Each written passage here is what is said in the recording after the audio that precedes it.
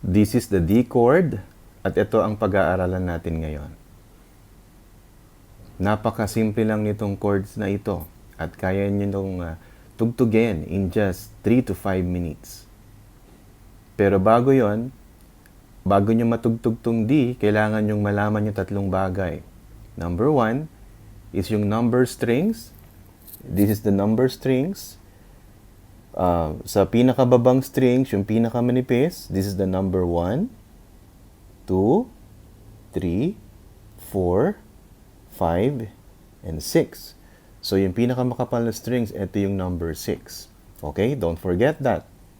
At kailangan nyo rin malaman yung frets. This is the nut. Itong makapal na puting plastic na ito is the nut. And this is the fret. First fret, second fret, third fret, fourth fret, and so on and so forth. At kailangan nyo din malaman yung mga number ng bawat finger. Itong hintuturo natin, this is the number 1. Yung nasa gitna, number 2, and then number 3. So, kailangan lang natin ng tatlong daliri. Number 1, 2, and 3. Okay?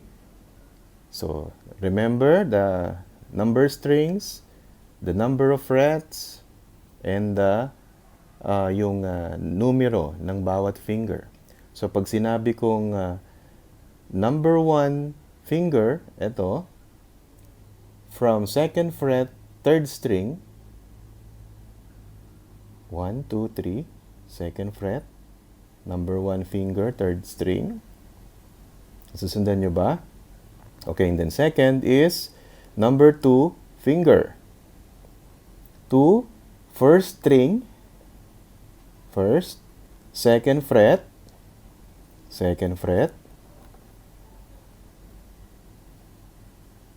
yan. Okay, and then last is yung number 3 finger ay nasa third fret, second string. You have the D chord. Kailangan nyo lang diinan ng maayos para tumunog ng maayos. At kailangan nyo din na make sure na hindi sumayad yung ibang mga finger ninyo sa mga ibang strings. Yan. Yung position din ng mga finger ninyo sa fretboard, importante. Tignan nyo. Hindi siya nakaposisyon dito, kundi after the fret. Yan. Nakuha? And then, ang kasama ng D chord is hanggang number 4 strings. So, kasama ito, 1, 2, 3, and 4. Ang 4 strings is yung pinaka-bass niya. So, kung ipi-play natin yan, ipa-pluck natin ang pababa ng downwards or descending. Yan. Sige, subukan nyo. O, kailangan yung diinan yan. Okay? Okay, konting tips. Sa pagdiin nyo ng chord, kailangan nakaposisyon yung inyong thumb. Yan.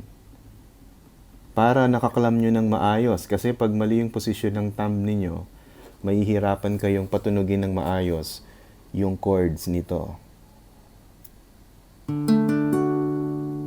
Okay, kuha. So, from number 4,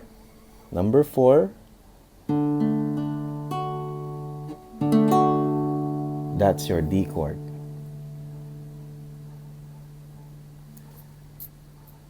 So, kung nagustuhan nyo yung first lesson natin, please subscribe to our channel, Levites, Musikero. Ito si Mr. Jem ang nagsasabing, it's never too late to learn.